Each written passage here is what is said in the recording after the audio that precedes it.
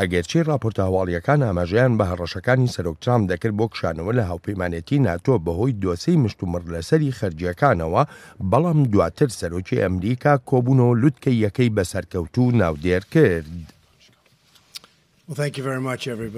زۆر سپاس بۆ هەمووان. سپاسگوزارم. دوو ڕۆژی زۆر گرنگمان لە بروکسل بەسەر برد و زۆر ئامانجیشمان پێکاوە لە پەیوەندی بە ناتۆەوە. لەو کۆبوونەوە لوتکەیەدا سەرۆک ترامپ جەختی دەکردەوە لەوەی دەبێت وڵاتانی ئەندامی ناتۆ بودجەی زیاتر بۆ هاوپەیمانێتیەکە زیاد بکەن. بەهۆی منەوە وڵاتانی ئەندام لەم ساڵی ڕابردوودا نزیکەی 40 میلیارد دلار خستە سەر بودجەی ناتۆ و هەر بۆیەشە سکرتری گشتی خۆشی دەوێم لەوانەیە هەر ئەویش وەها بێت، بەڵام بۆ من ئاساییە. دوابەدوای ئەو کۆبوونەوە لوتکەیە دوو ڕۆژیە کە کۆبوونەوەیکی نائاسایی ڕێبەرانی هەر 29 وڵاتە ئەندامەکەی ناتۆشی لەخۆ گرتبوو، سکرتێری گشتی ڕێکخراوەکە ستایشی ڕۆڵی وڵاتە یەکگرتوەکانی ئەمریکای کرد. پێم وایە ڕاستیبوونی ئەم وتی وێژە کراوانە بە ئاشکرایی ئەوەی نیشانداوە کە هەوڵەکانی خۆمان دووهێن دەکەین و هەروەها ئەوەش نیشان دەدات پەیامە ڕوون و ئاشکراکانی سەرۆک ترامپ کاریگەری خۆیان هەیە. لە کۆنفرانسە ڕۆژنامەوانیەکەیشیدا پرسیار لە سەرۆک ترامپ کرا سەبارەت بە ئەگەر و نەگەری بەردەوامی پشتیوانی ئەمریکا بۆ هێزی پێشمەرگەی کوردستان، بەڵام سەرۆک ترامپ خۆی لادا لە وەڵامدانەوەی ئەو پرسیارە. پێم وایە کورد خەڵکێکی مەزنن، جەنگاوەرێکی بێوێنن و بەتوانا و زیرەکن و گەرم و گوڕ و خۆشمەعشەرن، وەک دەزانیت گروپی جیاجیان و لە زۆر حاڵەتدا هاوپەیمانن.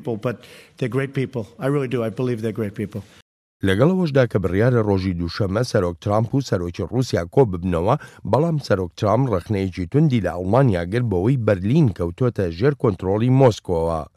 دوابەدوایی کۆبوونەوەیەکی دووقۆڕی کە ئاڵۆزی پێوە دیار بوو، ڕاوێژکاری ئەڵمانیا جەختی لە وابەستەیی وڵاتەکەی بۆ ناتۆ کردەوە. ئەوە زۆر گرنگە ئەو جۆرە ئاڵ و گۆڕانەی بیرروڕامان هەبن، چونکە ئێمە هاوبەشین و هاوبەشێکی باشیشین و دەخوازین هاوکاریەکانمان بۆ ئایندەش بەردەوام بن. هێشتا ئاشکرا نییە لە کۆبوونەوە چاوەڕوانکراوەکەی ترامپ و پوتندا هیچ ڕێکەوتنێکی بەرچاو دێتە ئاراوەیان نا، بەڵام سەرۆک ترامپ دەڵێ دەشێت لەو کۆبوونەوەیەدا پەیوەندیەکان لەگەڵ مۆسکۆدا ڕێک بخرێنەوە.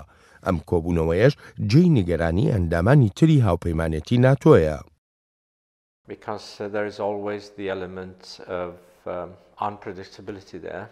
چونکە توانایی بۆ پێشبێنیکردن نییە، ئەوەی پێشتر ڤلادیمیر پوتین پاوانی کردبوو ئێستا بە دڵنیاییەوە لای ترامپە. دەشێت چاوەڕوانیەکانی رووسیا زیاتر بن لە چاوەڕوانیەکانی ئەمریکا. بە دڵنیاییەوە مۆسکۆ چاوەڕوانی سەرکەوتنێکی پرۆپاگەندەیی دەکات. دوابەدوای کۆبوونەوەکەی ناتۆش سەرۆک ترامپ سەردانی بەریتانیای کردووە و ئاماژەشی بەوە کردووە لەوانە نییە ئەمریکا هیچ سەودایەکی بازرگانی لەگەڵ بەریتانیادا بکە ئەگەر بێت و سەرۆکوەزیری وڵاتەکە پلانەکان بۆ جیابوونەوە لە یەکێتی ئەوروپا بەجێبگەێنێت.